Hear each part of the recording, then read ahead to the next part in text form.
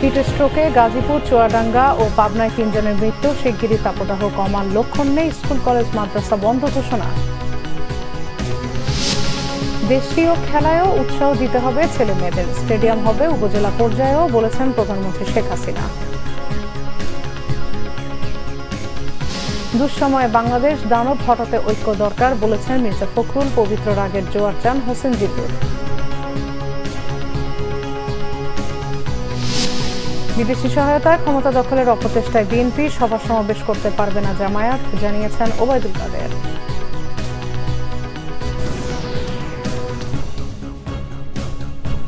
দেখছিলেন বিআরবি কেবল সংবাদ শিরোনাম, এবার বিস্তারিত। তীব্র তাপদাহ চলছে সারা দেশে। হিট স্ট্রোকে চুয়াডাঙ্গা, পাবনা আর গাজীপুরে ৩ জনের মৃত্যু হয়েছে। এ মৌসুমে দেশের সর্বোচ্চ তাপমাত্রা যশোরের কাছাকাছি চুয়াডাঙ্গা। হাঁসফাঁস জনজীবনে বেশি বিপাকে শ্রমজীবীরা। প্রতিনিধিদের পাঠানো তথ্য ছবিতে ডেস্ক রিপোর্ট। তাপপ্রবাহের তীব্রতায় পড়ছে যশোর ও চুয়াডাঙ্গা। এ দুটি জেলা সহ আশেপাশে প্রতিদিনই বাড়ছে তাপমাত্রা। এক সপ্তাহ ধরে যশোরের তাপমাত্রা 40 থেকে 42 ডিগ্রি সেলসিয়াসে ওঠানামা করছে। শনিবার জেলার সর্বোচ্চ তাপমাত্রা রেকর্ড করা হয়েছে 42.6 ডিগ্রি সেলসিয়াস। লাগাতার গরমে চরম দুর্ভোগে জনজীবন। এতে বেশি ভোগান্তিতে খেটে খাওয়া মানুষ। বাড়ছে ডায়রিয়া রোগীর সংখ্যা।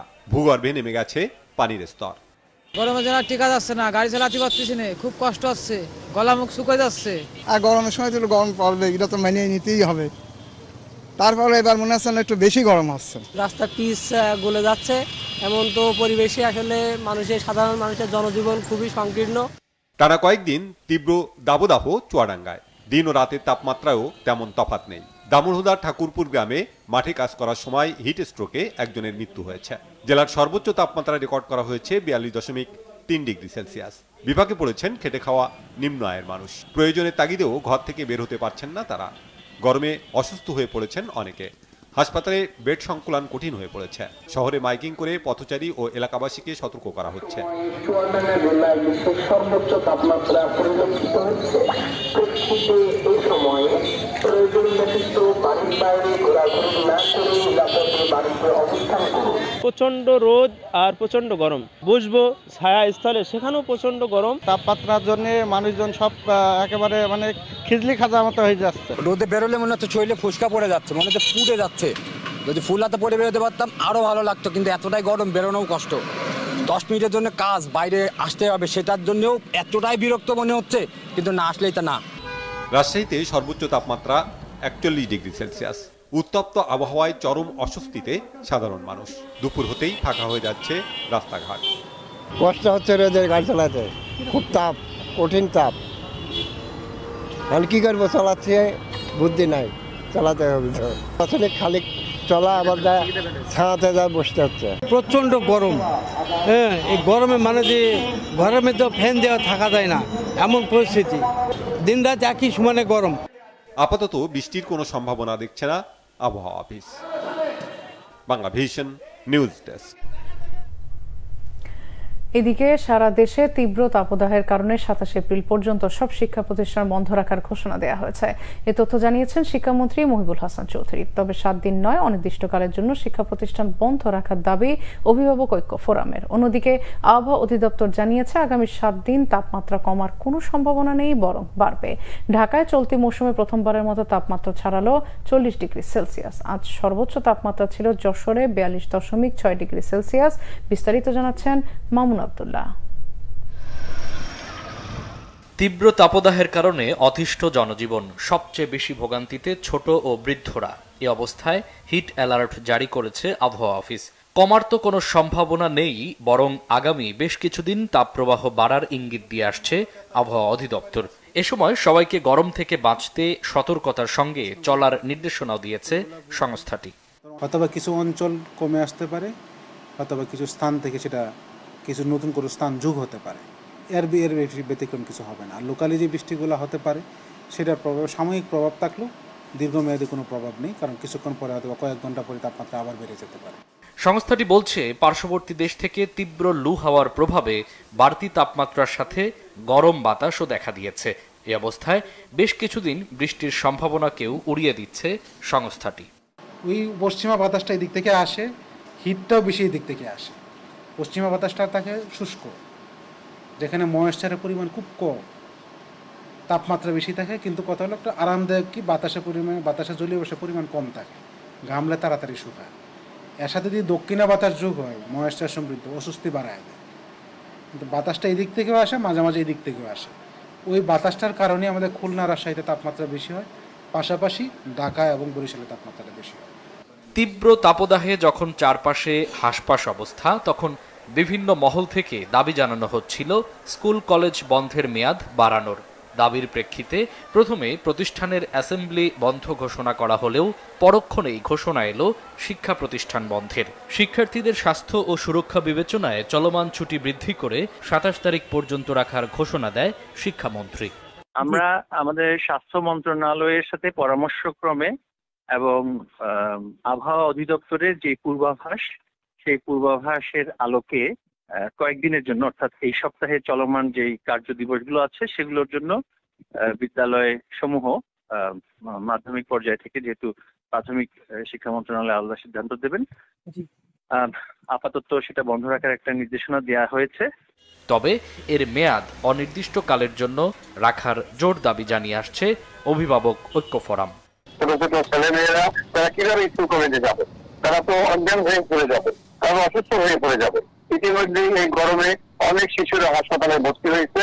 অতএব আমরা চাই এই শিক্ষা প্রতিষ্ঠান অনির্দিষ্টকালের জন্য বন্ধ ঘোষণা করা হোক। তীব্র গরমে প্রয়োজন ছাড়া বাহিরে বের না হওয়ার পরামর্শ দিচ্ছেন বিশেষজ্ঞ চিকিৎসকরা। মামুন আব্দুল্লাহ, বাংলা ভিশন, ঢাকা।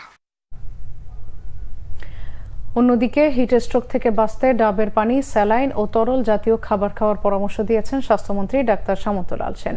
সাভারে এক অনুষ্ঠানে তিনি এই পরামর্শ দেন। এরপর দুপুরে গাজীপুরের কাশিমপুরে শেখ ফজিলাতুন্নেসা মুজিব মেমোরিয়াল কেপিজে বিশেষায়িত হাসপাতাল পরিদর্শন করেন তিনি। এ সময় স্বাস্থ্যমন্ত্রী জানান, স্বাস্থ্য সুরক্ষা আইন করে দেশের সকল প্রাইভেট হাসপাতালের রোগ নির্ণয় পরীক্ষার ফি নির্ধারণ করা হবে। গ্রামীণ স্বাস্থ্যসেবার উন্নয়নে সরকার কাজ করছে বলেও জানান তিনি। এ সময় উপস্থিত ছিলেন যুব ও ক্রীড়ামন্ত্রী নাজমুল হোসেন পাপন। স্বাস্থ্যমন্ত্রী এর আগে হাসপাতালের নারী ও পুরুষ ওয়ার্ড পরিদর্শন করে রোগীদের সাথে কথা বলেন। এদিকে সাভারে স্বাস্থ্যমন্ত্রী ডাক্তার শামুতুল সেন হিট স্ট্রোক থেকে বাঁচতে ডাবের পানি, স্যালাইন ও তরল জাতীয় খাবার খাওয়ার পরামর্শ দিয়েছেন। পক্ষাঘাতগ্রস্তদের পুনর্বাসন কেন্দ্র সিআরপিতে নার্সিং কলেজ উদ্বোধন শেষে তিনি এ পরামর্শ দেন। সবাইকে স্বাস্থ্যবিধি মেনে চলার আহ্বানও জানান মন্ত্রী। তিনি সিআরপির প্রতিবন্ধীদের সাথে বাস্কেটবল খেলায় অংশ নেন।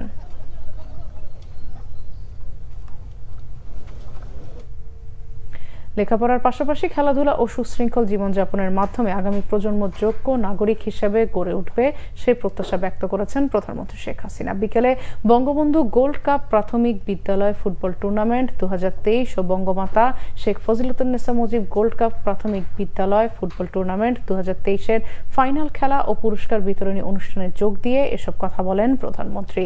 রিপোর্ট রকুনুজ্জামানের। শনিবার বিকেলে আর্মি স্টেডিয়ামে অনুষ্ঠিত হয় বঙ্গমাতা শেখ ফজিলাতুন্নেসা মুজিব গোল্ড কাপ প্রাথমিক বিদ্যালয়ের ফুটবল টুর্নামেন্ট 2023। 40 মিনিটের এই খেলায় 3-1 গোলে চ্যাম্পিয়ন হয় টেপুরগাড়ি বিকে সরকারি প্রাথমিক বিদ্যালয়, মিঠাপুকুর রংপুর বিভাগ, এবং রানার্স আপ হয় বাঞ্চারামপুর মডেল সরকারি প্রাথমিক বিদ্যালয়, চট্টগ্রাম বিভাগ। এর আগে সকালে বঙ্গবন্ধু গোল্ড কাপ প্রাথমিক বিদ্যালয় ফুটবল টুর্নামেন্ট 2023-এ বিজয়ী দল চর গোলাবাড়ি, মাদারগঞ্জ, জামালপুর এই টুর্নামেন্টের খেলোয়াড়দের পুরস্কার দিতে মাঠে উপস্থিত হন প্রধানমন্ত্রী শেখ হাসিনা। বঙ্গমাতা শেখ ফজিলাতুন্নেসা মুজিব গোল্ড কাপ প্রাথমিক বিদ্যালয়ের ফুটবল টুর্নামেন্ট 2023-এর দ্বিতীয়ার্ধের খেলা উপভোগ করেন প্রধানমন্ত্রী। চ্যাম্পিয়ন ও রানার্স আপ সহ অংশগ্রহণকারী সব দলকে শুভেচ্ছা জানান শেখ হাসিনা। সুস্থ জীবন গড়ে তুলতে খেলাধুলার প্রয়োজনীয়তার কথা তুলে ধরেন। আমি যখনই সরকার এসেছে তখনই আমি চেষ্টা করেছি খেলাধুলার প্রতি আমাদের ছেলে মেয়েদের আরও বেশি অনুরাগী করতে, কারণ খেলাধুলা মানুষের শারীরিক মানসিক শক্তি দেয়। আমাদের খেলাধুলায় আমাদের ছেলেমেয়েরা যেন আরও বেশি আগ্রহী হয়ে অংশগ্রহণ করে। আমাদের দেশীয় খেলাগুলিকেও সমানভাবে সুযোগ দিতে হবে, কারণ দেশীয় খেলাগুলির মধ্য দিয়েই আমাদের ছেলে মেয়েদের আরও মেধা বিকাশের সুযোগ হবে। শুধু দেশেই নয়, আন্তর্জাতিক পর্যায়ে সুনাম বয়ে আনছে কোমলমতি শিশু খেলোয়াড়রা। উল্লেখ করে প্রধানমন্ত্রী বলেন, ভবিষ্যতে লেখাপড়ার পাশাপাশি খেলাধুলার চর্চার মাধ্যমে যোগ্য নাগরিক হয়ে গড়ে উঠবে নতুন প্রজন্ম। বিশেষ করে আমাদের ছেলেদের তো বটেই, মেয়েদেরও আজ দেশের বাইরে বিদেশে যেও তারা তাদের পারদর্শিতা দেখাতে পারছে। এটা আমাদের মেয়েরাই এই অর্জনটা আমাদের এনে দিয়েছে। সেই সাথে সাথে এই যারা খেলেছে সেখানে কিন্তু এই বঙ্গমাতা ফুটবল টুর্নামেন্টে যারা এই প্রাথমিক বিদ্যালয় থেকে খেলা শুরু করেছিল সেই প্লেয়াররাও কিন্তু সেখানে বিশেষ অবদান রেখেছে এবং 5 জন প্লেয়ার এখান থেকেই উঠে এসেছে। কাজে আমাদের জন্য ভবিষ্যতের জন্য একটা বিরাট সম্ভাবনা রয়ে গেছে। উপজেলা পর্যায়ে খেলাধুলাকে আরো ছড়িয়ে দিতে সরকারের পদক্ষেপের নানা দিক তুলে ধরেন প্রধানমন্ত্রী। শুভেচ্ছা জানাচ্ছি। রকুনুজ্জামান, বাংলা ভিশন, ঢাকা। বিএনপি মহাসচিব মির্জা ফখরুল ইসলাম আলমগীর বলেছেন, কঠিন দুঃসময় পার করছে দেশ। বর্তমান সরকারকে সরাতে সবাইকে ঐক্যবদ্ধ হবার আহ্বান জানান তিনি। ডাক্তার জাফরুল্লাহ চৌধুরীর প্রথম মৃত্যুবার্ষিকী উপলক্ষে আয়োজিত স্মরণ সভায় বক্তারা বলেন, দেশে এখন পবিত্র রাগের জোয়ার দরকার। মিরাজ হোসেন গাজীর রিপোর্ট। গণস্বাস্থ্য কেন্দ্রের প্রতিষ্ঠাতা বীর মুক্তিযোদ্ধা ডাক্তার জাফরুল্লাহ চৌধুরীর স্মরণ সভায় অংশ নেন দেশের নানা ক্ষেত্রের বিশিষ্ট নাগরিকরা। তারা বলেন, মুক্তিযোদ্ধা ডাক্তার জাফরুল্লাহ চৌধুরী ছিলেন আজীবন বিপ্লবী। গোটা জাতি এই ক্ষণজন্মা মানুষকে স্মরণ করবে তার আদর্শ, নীতি ও ত্যাগের জন্য। এত অন্যায়, অনিয়ম এবং অসন্তোষের কারণ ঘটেছে। প্রতিটা ক্ষেত্রে আমরা জাফরুল্লাহ ভাইকে মিস করেছি। মনে হয়েছে জাফরুল্লাহ ভাই যদি থাকতো এই সমস্ত কিছুর প্রতিবাদ আরো অনেক জোরালোভাবে হতো। যারা প্রভাবশালী নয়, প্রতিপত্তিশালী নয়, ক্ষমতাধর নয়, তিনি সকলের বন্ধু। তিনি সবসময় তাদের পাশে দাঁড়াতেন, তিনি তাদের কথা বলতেন, তাদের জন্য সংগ্রাম করেছেন, আজীবন তিনি তাই করেছেন। জাফরুল্লাহ চৌধুরী মারা যাওয়ার পরে একজন অভিভাবক তুল্য মানুষ সবার আগে যিনি দাঁড়িয়েছেন, এমন কেউ কি বলতে পারবেন একজন আছেন যিনি সাহায্য চেয়েছেন, সহযোগিতা চেয়েছেন? জাফরুল্লাহ চৌধুরী নানাভাবে সহযোগিতার হাত বাড়িয়ে দেননি। অভ্যস্ত হয়ে গেছি আমরা খুব সহজে, এই চলছে, এটাই চলবে। এইখানে আসলে আজকে রেগে যাওয়ার সময় হয়েছে এবং এই রেগে যাওয়াটা এক ধরনের ইমোশনাল রাগ নয়। আমি বলতে চাচ্ছি যে একটা পবিত্র রাগের জোয়ার প্রয়োজন বাংলাদেশের আজকে, এবং এই জোয়ার আসবে। এই জোয়ার সৃষ্টিতে আমিও ব্রতী হব। এই জোয়ার সবার সম্মিলিত প্রচেষ্টায় এই জোয়ার তৈরি হবে, এই আশাবাদ ব্যক্ত করছি। ডাক্তার জাফরুল্লাহ চৌধুরীর পরিবার ছিল তার প্রতিষ্ঠিত গণস্বাস্থ্য কেন্দ্র। নিজের স্বজনদের চেয়ে সাধারণ মানুষের কল্যাণে আজীবন সংগ্রাম করেছেন তিনি। আমার বাবা আমাকে শিখিয়েছে যে একটা ফ্যামিলি শুধু রক্তের না, ফ্যামিলি অনেক মানুষ হতে পারে। সো গণস্বাস্থ্যে সবাই আমার ফুফু, চাচা এরা ছিল, আর এটা এখনো সত্যি। স্মরণ সভায় প্রধান অতিথি বিএনপির মহাসচিব মির্জা ফখরুল ইসলাম আলমগীর বলেন, ডাক্তার জাফরুল্লাহ চৌধুরী ছিলেন এই জাতির অভিভাবক। তার অভাব সব সময় অনুভব করবে বাংলাদেশ। দেশে আজকে যে পরিস্থিতি, সেখানে বিপ্লবী চেতনা জরুরি বলেও মন্তব্য করেন মির্জা ফখরুল ইসলাম আলমগীর। আমরা এখন অত্যন্ত দুঃসময়, কঠিন সময় অতিক্রম করছি। রাজনৈতিক, অর্থনৈতিক সংকট ভয়াবহভাবে আমাদেরকে আক্রমণ করেছে। এর থেকে বেরিয়ে আসার জন্য আমরা হাত পা ছুটছি। আমরা যারা রাজনীতি করি, রাজনৈতিক কর্মী আছি, তারা বিভিন্নভাবে চেষ্টা করছি। আমরা নিগৃহীত হচ্ছি, নির্বিচারে নির্যাতিত হচ্ছি। অনেকে তাদের জীবন দিচ্ছেন, প্রাণ দিচ্ছেন, তারপর এই দানবকে সরানো যাচ্ছে। এটা বাস্তবতা। আসলেও এখন প্রয়োজন সমগ্র জাতির ঐক্যবদ্ধ হওয়া। দেশে গণতন্ত্র ফিরিয়ে আনতে ডাক্তার জাফরুল্লাহ চৌধুরীর মতো সাহসী মানুষের অনুপ্রেরণায় এগিয়ে যেতে সবাইকে ঐক্যবদ্ধ হওয়ার আহ্বান জানান স্মরণ সভার বক্তারা। মিরাজ হোসেন গাজী, বাংলা ভিশন, ঢাকা। আওয়ামী লীগের সাধারণ সম্পাদক ওবায়দুল কাদের বলেছেন, জনগণের দল হিসেবে বিএনপি তার গ্রহণযোগ্যতা হারিয়েছে। এই মুহূর্তে বিদেশিরা যদি কোনোভাবে ক্ষমতা দখলে সাহায্য করতে পারে, সে আশায় দলটি বিদেশিদের কাছে ধর্ণা দিচ্ছে বলে অভিযোগ তার। বিএনপিকে একটি সন্ত্রাসী দল দাবি করলেও এটি নিষিদ্ধের সিদ্ধান্ত এখনো হয়নি বলেও জানান ওবায়দুল কাদের। আহমেদ সরোয়ারের রিপোর্ট। শনিবার ধানমন্ডির দলীয় সভাপতির রাজনৈতিক কার্যালয়ে সংবাদ সম্মেলন করেন আওয়ামী লীগ সাধারণ সম্পাদক ওবায়দুল কাদের। এতে এক প্রশ্নের জবাবে তিনি দাবি করেন, জনগণের কাছে সাড়া না পেয়ে বিএনপি এখন বিদেশিদের কাছে ধর্ণা দিচ্ছে, অবিরাম সরকারের বিরুদ্ধে নালিশ করছে। জনগণের কাছে না গিয়ে বিদেশিদের কাছে দেশের বিরুদ্ধে নালিশ করছে। এটা তাদের পুরনো স্বভাব, পুরনো কৌশল। এই মুহূর্তে যদি বিদেশিরা কোনোভাবে তাদেরকে ক্ষমতা দখলে সাহায্য করতে পারে, সেজন্য তারা যাচ্ছে। আরেক প্রশ্নের জবাবে ওবায়দুল কাদের বলেন, বিএনপির সন্ত্রাসের রাজনীতিকে দল হিসাবে আওয়ামী লীগ জনগণের কাছে তুলে ধরতে পারে। বলেন, নিবন্ধন না থাকায় চাইলেই জামাত সমাবেশ করতে পারবে না। দেখেন, নিষিদ্ধ করার বিষয়টি আমরা এখনো কোনো সিদ্ধান্ত আমাদের হয়নি। তবে আমরা জনগণের কাছে বিএনপির সন্ত্রাসের রাজনীতি ব্যাপারে আমরা ঘৃণার আগুন ছড়িয়ে দিতে পারি এবং তাদেরকে জনগণের কাছে আরও বিচ্ছিন্ন, আরও অপ্রাসঙ্গিক করে তোলার প্রয়াস আমরা চালাতে পারি। বিএনপি আসলে কোনো রাজনৈতিক দলের বৈশিষ্ট্য এখন প্রকাশ করে না। তাদের কর্মকাণ্ডে তারা একটা সন্ত্রাসী দল, এটাই তাদের পরিচয়। উপজেলা নির্বাচনে দলীয় এমপি মন্ত্রীদের কোনো স্বজন যেন প্রতিদ্বন্দ্বিতা না করে সে বিষয়ে আবারও হুঁশিয়ারি দেন ওবায়দুল কাদের।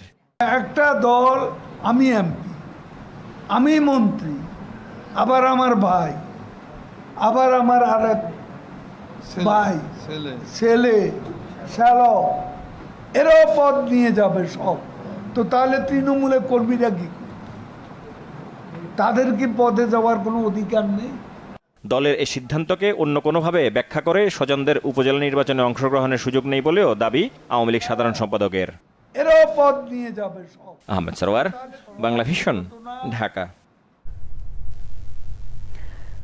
পরিবেশ পরিস্থিতি বিবেচনা করে মিয়ানমার থেকে পালিয়ে আসা সীমান্তরক্ষী বাহিনীর সদস্যদের নিজ দেশে ফেরত পাঠানো হবে বলে জানিয়েছেন পররাষ্ট্রমন্ত্রী ডক্টর হাসান মাহমুদ। সন্ধ্যায় মহানগরীর পলোগ্রাউন্ড মাঠে মাসব্যাপী 14তম আন্তর্জাতিক উইমেন্স SME এক্সপোর উদ্বোধনী অনুষ্ঠান শেষে সাংবাদিকদের এক প্রশ্নের জবাবে পররাষ্ট্রমন্ত্রী তথ্য জানান। এ সময় বিএনপির বিরুদ্ধে কোনো রাজনৈতিক মামলা দেওয়া হয়নি জানিয়ে মন্ত্রী বলেন, দলটি চুরি, ডাকাতি, ছিনতাই সহ নানা অপরাধের মামলায় কারাগারে থাকা আসামিদের নিজেদের কর্মী হিসেবে দাবি করছে। Chattogram women chamber of commerce and ইন্ডাস্ট্রিজের আয়োজনে অনুষ্ঠানে বিশেষ অতিথি ছিলেন বাণিজ্য প্রতিমন্ত্রী আহসানুল ইসলাম টিটু। নির্বাচন কমিশনার মোহাম্মদ আলমগীর বলেছেন, উপজেলা নির্বাচন অত্যন্ত শান্তিপূর্ণভাবে হতে হবে। কেউ যাতে প্রচারণা বা ভোটারদের বাধা দিতে না পারে এবং আইন শৃঙ্খলার অবনতি যেন না হয়, এই বার্তা দেওয়া হয়েছে। শনিবার দুপুরে মানিকগঞ্জ জেলা প্রশাসকের কার্যালয়ে হরিরামপুর ও সিংগাইর উপজেলা পরিষদ নির্বাচনের প্রার্থীদের সাথে মতবিনিময় শেষে সাংবাদিকদের তিনি একথা বলেন। তিনি আরো বলেন, এটি কোনো রাজনৈতিক নির্বাচন নয়, স্থানীয় সরকার নির্বাচন। এখানে কোনো রাজনৈতিক পরিচয়ের প্রয়োজন নেই। যে কেউ স্বাধীনভাবে নির্বাচনে অংশ নিতে পারে। সকলের সহযোগিতায় জাতীয় নির্বাচন যেমন শান্তিপূর্ণ পরিবেশে হয়েছে, উপজেলা পরিষদ নির্বাচন আরো উৎসব মুখর হবে বলে আশা করেন নির্বাচন কমিশনার আলমগীর। একাধিকবার সময় বাড়ানোর পরও পূরণ হয়নি হজ নিবন্ধনের কোটা। সরকার নির্ধারিত কোটার চেয়ে প্রায় 42,000 কম মুসল্লি যাচ্ছেন এবারের হজে। মুসল্লিরা এর জন্য অতিরিক্ত খরচকে দায়ী করলেও ধর্মমন্ত্রীর দাবি, গত বছরের তুলনায় এবার আরো কমানো হয়েছে হজের খরচ। শুভ মাহফুজের রিপোর্ট। 2022 সালে সরকারি ব্যবস্থাপনা হজ্জের জন্য 3টি প্যাকেজ ঘোষণা করে সরকার। এর মধ্যে সর্বোচ্চ 4,25,000 টাকা আর সর্বনিম্ন খরচ ছিল 3,15,000 টাকা। এরপর গেল বছর সরকার আবারও হজ্জের খরচ বাড়ানোর ঘোষণা দেয়, যেখানে সরকারি ব্যবস্থাপনা 6,83,018 টাকা ও বেসরকারি ব্যবস্থাপনা 6,72,618 টাকা নির্ধারণ করা হয় হজ্জের খরচ। এরপর থেকেই মূলত দেশে কমতে থাকে হজ যাত্রীর সংখ্যা। এবছর প্রায় লক্ষাধিক টাকা খরচ কমানোর পরও সরকারিভাবে 4,562 জন এবং বেসরকারিভাবে 80,695 জন নিবন্ধিত হজযাত্রীর তথ্য জানায় ধর্ম মন্ত্রণালয়, যা নির্ধারিত কোটা থেকে 1/3 কম। শনিবার রাজধানীর ওসমানী স্মৃতি মিলনায়তনে হজ্জের সময় করণীয় ও সার্বিক ব্যবস্থা নিয়ে হজযাত্রীদের প্রশিক্ষণের আয়োজন করে ধর্ম মন্ত্রণালয়। সারা দেশে 4 দিনব্যাপী এই প্রশিক্ষণে অংশ নেন 30,000 হজযাত্রী। প্রশিক্ষণ কার্যক্রম উদ্বোধন করে ধর্মমন্ত্রী দাবি করেন, এবছর হজ্জের কোটা পূরণ না হলেও শুধুমাত্র প্রধানমন্ত্রীর ইচ্ছায় কমানো হয়েছে হজ্জের খরচ। দোয়া চাই আপনাদের কাছে মাননীয় প্রধানমন্ত্রী জনতা শেখ হাসিনার জন্য, যার কারণে আজকে এত টাকা কমাইতে পারছি আমরা। ওনার নির্দেশনায় আমরা যাবতীয় কিছু থেকে সব, সরকারে কিন্তু 1 টাকাও লাভ করে না সরকারি হজযাত্রী যারা যায়, আর যারা বেসরকারি যায় তাদের কিছু লাভ করতে হয়। তার মধ্যেও আমরা হিসাব করে সেই কাজটা করেছি যাতে করে আপনাদের উপরে বার্ডেন ও গত বছরের মতো না পড়ে। আল্লাহ তাআলা সেটা করার তৌফিক দিয়েছে। এজেন্সিদের বিরুদ্ধে কঠোর হুঁশিয়ারি জানিয়ে তিনি বলেন, হজযাত্রীদের সঙ্গে প্রতারণা করলে বাতিল করা হবে সংশ্লিষ্ট এজেন্সির লাইসেন্স। এজেন্সির মালিকদের উপরে কার্যকরী ব্যবস্থা গ্রহণ করা হয় যদি কোনো অন্যায় করে, সেদিক থেকে আমরা লক্ষ্য রাখবো। আপনাদের কাছে অনুরোধ, তাদেরকে আপনারা একটু সহযোগিতা করবেন। ওখানেও আপনারা কমপ্লেন দিতে পারবেন, এসেও আপনারা কমপ্লেন দিতে পারবেন। এবার প্রত্যেকটা আমরা হিয়ারিং করি এবং তাদের যার যতটুকু শাস্তি পাওয়া দরকার ততটুকু আমরা দিই। চাঁদ দেখা সাপেক্ষে আগামী 16 জুন অনুষ্ঠিত হবে পবিত্র হজ। শুভ মাহফুজ, বাংলা ভিশন, ঢাকা। মধ্যপ্রাচ্য যুদ্ধে জড়ালে বিশ্বের আরেকটি অর্থনৈতিক সংকটে পড়ার শঙ্কা করছে দাতা সংস্থা IMF। সাবধানতার অংশ হিসেবে নতুন করে সংকটে থাকা দেশগুলোর কর কাঠামো ও রাজস্ব ব্যবস্থাপনা ঠিক করার পরামর্শ দিলেন সংস্থাটির শীর্ষ ব্যক্তিরা। মূল্যস্ফীতি নিয়ন্ত্রণে রাখতে অর্থনৈতিক সংস্কার নিশ্চিতেরও তাগিদ দিচ্ছে IMF। ওয়াশিংটন থেকে রিপোর্ট গোলাম মইনুল আহসানের। প্রথা অনুযায়ী IMF এর বোর্ড অব গভর্নর্সের সভায় সদস্য দেশগুলো অর্থমন্ত্রী বা কেন্দ্রীয় ব্যাংকের গভর্নররা অংশ নেন। সবাই সদস্য দেশগুলো অর্থমন্ত্রী বা গভর্নর পদমর্যাদার প্রতিনিধিরা থাকলেও বাংলাদেশের পক্ষে যোগ দেন অর্থ সচিব। যদিও এই বিষয়ে জানতে চাইলে গণমাধ্যমে বক্তব্য দিতে চাননি অর্থ সচিব। বৈঠক শেষে সংবাদ সম্মেলনে হাজির হন সংস্থাটির শীর্ষ ব্যক্তিরা। এ সময় IMF এমডি বলেন, অর্থনৈতিক সংকট এড়াতে চাইলে সংস্কার করতে হবে অর্থনৈতিক কাঠামোর। আমরা চাই বিশ্বজুড়ে উচ্চ জিডিপি প্রবৃদ্ধি অর্জিত হোক, জীবনযাত্রার মান বাড়ুক, নিম্ন আয়ের দেশগুলোর আয় বাড়ুক। IMF সেক্ষেত্রে কি করতে পারে? আমরা সম্মত হয়েছি অর্থনৈতিক নীতি সংস্কারের, মূল্যস্ফীতি কমিয়ে আনা সহ রাজস্ব আহরণের ত্রুটি কমিয়ে আনার। IMF-এর সভাপতি বলেন, মধ্যপ্রাচ্যে অস্থিরতা এখন অর্থনীতির জন্য বড় চিন্তার কারণ। খুবই দুঃখজনক বিষয় হলো ভূ রাজনৈতিক সংকট বাড়ছে। কোনো সন্দেহ নেই এ কারণে অর্থনীতি আবারও সংকটে পড়বে। গরিব মানুষের স্বার্থেই সংঘাত বাদ দিয়ে সবাইকে আলোচনার মাধ্যমে সমাধান খুঁজতে হবে। অর্থনৈতিক উত্তরণে গতানুগতিক ব্যবস্থায় না থেকে মানব সম্পদের দক্ষতা ভিত্তিতে জোর দেওয়ার তাগিদ দেন ক্রিস্টালিনা জর্জিয়েভিয়া। বিশ্ব চলমান যুদ্ধগুলো দেশে দেশে অর্থনৈতিক সংকট তৈরি করেছে। আইএমএফ বিশ্বব্যাংকের বসন্তকালীন বৈঠকে এই বিষয়টি বারবার আসছে। সাম্প্রতিক সময়ে ইরান ও ইসরায়েল কেন্দ্রিক মধ্যপ্রাচ্য অস্থিরতা আগামী দিনে অর্থনৈতিক সংকট বাড়াবে কিনা সেই টেনশন নিয়ে কিন্তু এবারে আসর শেষ হচ্ছে। গোলাম মনিরুল হাসান, বাংলা ভিশন, বিশ্বব্যাংক সদর দপ্তর, ওয়াশিংটন ডিসি। কিশোরগঞ্জের ঐতিহাসিক পাগলা মসজিদে 9টি সিন্ধুকে এবার মিলেছে রেকর্ড 27 বস্তা টাকা, বিপুল পরিমাণ স্বর্ণালংকার ও বৈদেশিক মুদ্রা। শনিবার সকাল থেকে সিন্ধুক খুলে চলছে অর্থ গণনার কাজ। কিশোরগঞ্জ থেকে নাসিম খানের তথ্য ছবিতে ডেস্ক রিপোর্ট। 4 মাস 11 দিন পর আবার খোলা হলো কিশোরগঞ্জের ঐতিহাসিক পাগলা মসজিদের 9টি দান সিন্ধুক। মিলেছে রেকর্ড 27 বস্তা টাকা। মাদ্রাসার 1.5 শতাধিক ক্ষুদে শিক্ষার্থী, ব্যাংকের অর্ধশত স্টাফ এবং মসজিদ কমিটি ও আইন শৃঙ্খলা বাহিনীর সদস্য মিলে গণনা করা হয় এসব টাকা। কিশোরগঞ্জ শহরের নরসুন্দা নদীর তীরের ঐতিহাসিক মসজিদটিতে 3 থেকে 5 মাস পর পর খোলা হয় এই সিন্ধুক। স্থানীয়রা বলছে, মসজিদে দান করলে মনের বাসনা পূরণ হয়, মুশকিল আসান সহ মেলে রোগ ব্যাধি থেকে মুক্তি। এমন বিশ্বাসে দান করেন দেশ বিদেশের অসংখ্য মানুষ। মহাবীর ইশাক মধুস্থান পুরুষ জিল কদরকার স্মৃতি বিজড়িত ঐতিহাসিক এই পাগলা মসজিদ। আর এই পাগলা মসজিদের একটা অলৌকিক কারামত রয়েছে। এখানে হিন্দু মুসলিম সকলেই সম্মিলিতভাবে দান করে থাকেন। দান করলে মনোবাসনা পূর্ণ হয়, এই আশায় মানুষ এখানে দান করে থাকে। মসজিদটিতে নগদ টাকা ছাড়াও স্বর্ণালঙ্কার, চাল, ডাল, গরু, ছাগল, হাঁস, মুরগি সহ অনেক কিছু দান করেন সাধারণ মানুষ।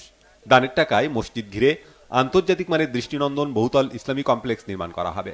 প্রকল্পের প্রাথমিক ব্যয় ধরা হয়েছে 115 কোটি টাকা। যে ব্যাংকে এই মসজিদের অ্যাকাউন্ট রয়েছে সেখানে নিরাপদে পৌঁছে দেওয়া দায়িত্ব। এছাড়াও যে 4 মাস 10 দিন পর আজকে খোলা হলো, এই যে 4 মাস 10 দিন সময়, প্রথম দিন থেকে এই টাকাটা বিভিন্ন সিন্ধুকে দেওয়া শুরু করে, দান করা শুরু করে সাধারণ মানুষ, যাতে এই 4 মাস 10 দিনও নিরাপদ থাকে। এটার জন্য আমাদের একটা কর্মপরিকল্পনা থাকে। দানের টাকায় জেলার বিভিন্ন মসজিদ, মাদ্রাসা ও এতিমখানায় অনুদান দেওয়ার পাশাপাশি অসহায় ও জটিল রোগে আক্রান্তদের সহায়তা করা হয়। সারা বছর চলে সমাজসেবামূলক কাজ। মানুষ সহ সারা দেশের মুসলমান এবং বিশ্বের অন্যান্য অঞ্চলের মুসলমানদেরও অন্য ধরনের একটা আবেগ রয়েছে। এই অঞ্চলের মানুষজন যখন ঘর থেকে বের হয়, যে একটা অটো রিক্সা নিয়ে যাচ্ছে, উনিও যাওয়ার সময় দেখা যাচ্ছে পাগলা মসজিদে দান করে যাচ্ছেন। কোনো একজন ব্যবসায়ী দোকান বন্ধ করে বাসায় যাচ্ছেন, উনিও যাওয়ার সময় পাগলা মসজিদে দান করে যাচ্ছে। এই দান বাক্সের যে পরিমাণ টাকা আমাদের আসে, সব টাকা আমাদের ব্যাংক হিসাবে জমা প্রদান করা হয় এবং প্রত্যেকটা পয়সা দিয়ে এখানে হিসাব রয়েছে। এর আগে 9 ডিসেম্বর সিন্দুক খুলে 23 বস্তায় পাওয়া গিয়েছিল 6,32,51,000 টাকা। দিন যত যাচ্ছে পাগলা মসজিদের খ্যাতি ও জৌলুসের পাশাপাশি দানের পরিমাণ ততই বাড়ছে। Bangla vision news desk. দেশে প্রতিষ্ঠিত গণমাধ্যমের অনলাইনের জন্য নিবন্ধিত এবং নিবন্ধন পেতে আবেদন করা অনলাইন গণমাধ্যম ছাড়া বাকি সব অনলাইন বন্ধ করার ঘোষণা দিয়েছেন তথ্য সম্প্রচার প্রতিমন্ত্রী মোহাম্মদ আলী আরাফাত। শনিবার ঢাকা রিপোর্টার্স ইউনিটি আয়োজিত মিট দ্য রিপোর্টার্স অনুষ্ঠানে সাংবাদিকদের এক প্রশ্নের উত্তরে তিনি এ তথ্য জানান। ডিআরইউর ভারপ্রাপ্ত সম্পাদক মিজান রহমানের সঞ্চালনায় অনুষ্ঠানে সভাপতিত্ব করেন সংগঠনের সভাপতি সৈয়দ শুকুর আলী শুভ। প্রতিমন্ত্রী বলেন, দেশে একেবারে প্রতিষ্ঠিত গণমাধ্যমের 213টি অনলাইন আছে আর রেজিস্টার্ড অনলাইন আছে 213টি, অর্থাৎ মোট 426টি অনলাইন আছে। একই সঙ্গে সেগুলো দরখাস্ত করেছে, প্রক্রিয়াধীন আছে, সবগুলোর লিস্ট করতে বলা হয়েছে। এর বাহিরে যতগুলো নিউজ পোর্টাল আছে সেগুলো বন্ধ করে দেওয়া হবে। তিনি বলেন, দরখাস্ত করলে নিবন্ধন পাওয়ার আগ পর্যন্ত বন্ধ হবে না, কারণ নিবন্ধনের জন্য আবেদন করা অনলাইন কিভাবে চলছে সেটা দেখতে হবে। কোনোভাবেই কোনো ধরনের কল্যাণ আনতে পারে না। কাজেই এইখানে সবাই একমত হয়েছে, সবাই একই সাথে কন্ট্রিবিউট করতে কোনো সমস্যা নেই। আমরা কিন্তু বলছি না সরকারের পক্ষে বা আওয়ামী লীগের পক্ষে আমরা তথ্য চাচ্ছি, মোটেও বলছি না। আমরা বলছি শুধু সত্য হোক, সেটি আমার পক্ষে যাক বিপক্ষে যাক, শুধু সত্য চাই, সত্যের বাইরে আর কোনো কিছু চাই না। এই মুভমেন্টটা আমাদের শুরু করা দরকার এবং সেইখানে একটা কাঠামোগত পরিবর্তন আনা এবং এক ধরনের কালচারাল একটা ট্রান্সফরমেশনের জন্য আমি মনে করি এক ধরনের অ্যাডভোকেসি কিছু অ্যাপ্রোচও থাকা দরকার। মহাপুলিশ পরিদর্শক চৌধুরী আব্দুল্লাহ আল মামুন বলেছেন, প্রধানমন্ত্রী ও স্বরাষ্ট্রমন্ত্রীর দিক নির্দেশনায় দেশের জঙ্গি ও সন্ত্রাসবাদ নিয়ন্ত্রণে ঈর্ষণীয় সাফল্য অর্জন করেছে পুলিশ। শনিবার রাজধানীতে আইজিপি কাপ ক্রিকেট চ্যাম্পিয়নশিপ 2023-24 পুরস্কার বিতরণী অনুষ্ঠানে কথা বলেন তিনি। আইজিপি কাপ ক্রিকেট চ্যাম্পিয়নশিপ 2023-24 টুর্নামেন্টে পুলিশের বিভিন্ন ইউনিটের 23টি দল অংশ নেয়। আজ চূড়ান্ত খেলায় পুলিশ স্টাফ কলেজ চ্যাম্পিয়ন হয়, রানার আপ হয় খুলনা রেঞ্জ। পুরস্কার বিতরণ অনুষ্ঠানে আইজিপি বলেন, রাষ্ট্রের আইন শৃঙ্খলা নিয়ন্ত্রণের পাশাপাশি ক্রীড়াঙ্গনেও পিছিয়ে নেই বাংলাদেশ পুলিশ। জাতীয় ক্রিকেট দলেও পুলিশ সদস্যরা ভূমিকা রাখবে। তিনি বলেন, আন্তর্জাতিক পরিমণ্ডলেও বিভিন্ন খেলাধুলায় বাংলাদেশ পুলিশ অনেক এগিয়ে যাচ্ছে।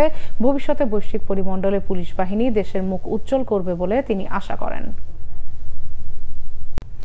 বিশিষ্ট অর্থনীতিবিদ ও তামাক বিরোধী মঞ্চের আহ্বায়ক ডক্টর কাজী খলিকুজ্জামান বলেছেন, একটি দুষ্ট চক্র সরকারি প্রতিষ্ঠানগুলোকে সঠিক কাজে বাধা দিচ্ছে। দুপুরে জাতীয় প্রেস ক্লাবে প্রজ্ঞা ও আত্মার যৌথ প্রাক বাজেট সংবাদ সম্মেলনে এ কথা বলেন তিনি। বলেন, নিত্যপণ্যের তুলনায় তামাক পণ্য সস্তা, তাই তামাকের ব্যবহার কমানো যাচ্ছে না। তামাকজাত কোম্পানিতে সরকারের এবং সরকারি কর্মকর্তাদের শেয়ার থাকায় তামাক নিয়ন্ত্রণ অসম্ভব হয়ে যাচ্ছে। বক্তারা বলেন, বর্তমানে 75% সিগারেট ব্যবহারকারী নিম্ন স্তরের সিগারেটের ভোক্তা, অথচ এই স্তরে সম্পূরক শুল্ক হার মাত্র 58%। এটি বাড়িয়ে কমপক্ষে 63% করার দাবি জানান বক্তারা।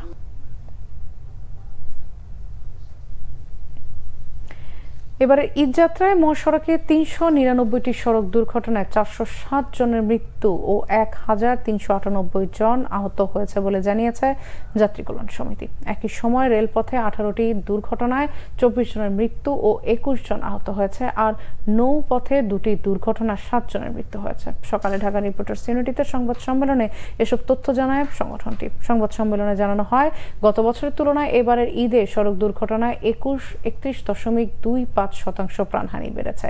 বেপরোয়া চলাচল, যানবাহনের ত্রুটি, উল্টো পথে যানবাহন চলাচল ও পণ্যবাহী যাত্রী পরিবহনের কারণে এত সড়ক দুর্ঘটনা হয়েছে বলে মনে করেন যাত্রী কল্যাণ সমিতির মহাসচিব মোজাম্মেল হক চৌধুরী।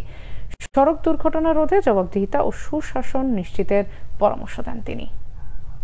জাতীয় গৃহায়ণ কর্তৃপক্ষ কর্মচারী ইউনিয়নের দ্বিবার্ষিক সম্মেলন হয়েছে আজ। রাজধানীর সেগুনবাগিচায় আয়োজিত অনুষ্ঠানে প্রধান অতিথি ছিলেন জাতীয় গৃহায়ণ কর্তৃপক্ষের চেয়ারম্যান খন্দকার মোস্তাফিজুর রহমান। তিনি বলেন, সেবা মানুষের দোরগোড়ায় পৌঁছে দিতে গৃহায়ণ কর্তৃপক্ষ নিরলসভাবে কাজ করে যাচ্ছে। সেবা গ্রহীতাদের হয়রানি বন্ধে কর্মচারী ইউনিয়নের সদস্যদের প্রতি অনুরোধ জানান তিনি। সরকারি জমি কাউকে দখল করতে দেওয়া হবে না বলে সতর্ক করে দেন তিনি। অনুষ্ঠানে শ্রম অধিদপ্তর ও জাতীয় গৃহায়ণ কর্তৃপক্ষের কর্মকর্তারা উপস্থিত ছিলেন।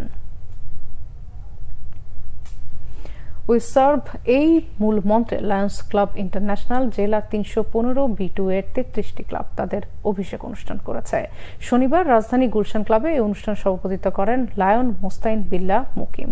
অনুষ্ঠানে region chairman lion Shahidur Rahman Shahed club কর্মকর্তাদের শপথ বাক্য পড়ান। নতুন সদস্যদের শপথ বাক্য পড়ান zone chairman lion Sadia Shahnur Orin.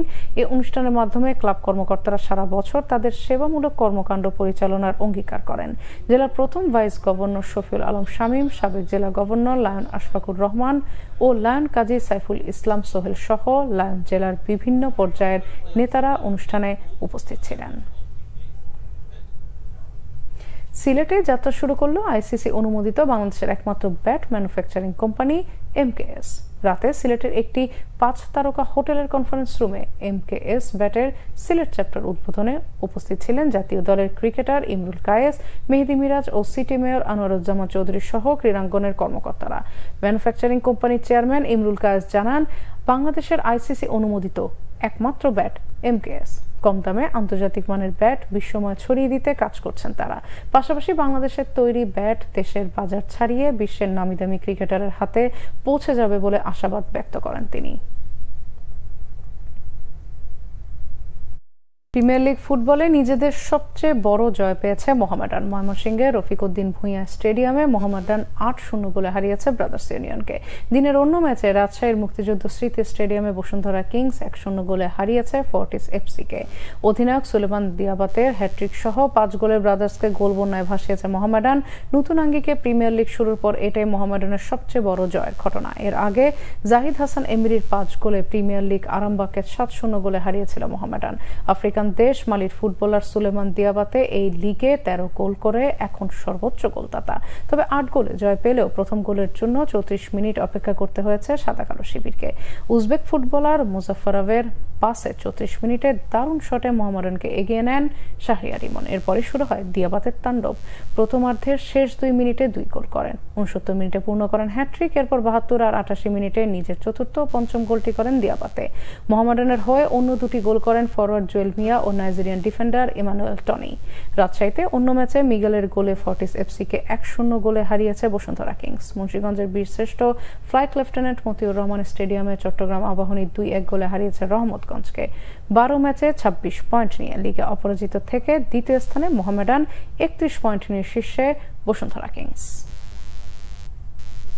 সংবাদ শেষ করব বিআরবি কেবল শিরোনামগুলো আরেকবার জানিয়ে। হিট স্ট্রোকে গাজীপুর, চুয়াডাঙ্গা ও পাবনায় 3 জনের মৃত্যু। শিগগিরই তাপদাহ কমার লক্ষণ নেই। স্কুল কলেজ মাদ্রাসা বন্ধ ঘোষণা। দেশীয় খেলায়ও উৎসাহ দিতে হবে ছেলেমেয়েদের। স্টেডিয়াম হবে উপজেলা পর্যায়েও, বলেছেন প্রধানমন্ত্রী শেখ হাসিনা। দুঃসময়ে বাংলাদেশ, দানব হটাতে ঐক্য দরকার, বলেছেন মির্জা ফখরুল। পবিত্র রাগের জোয়ার চান হোসেন জিল্লুর। বিদেশি সহায়তা ক্ষমতা দখলের অপচেষ্টায় বিএনপি সভা সমাবেশ করতে পারবে না জামায়াত, জানিয়েছেন ওবায়দুল কাদের।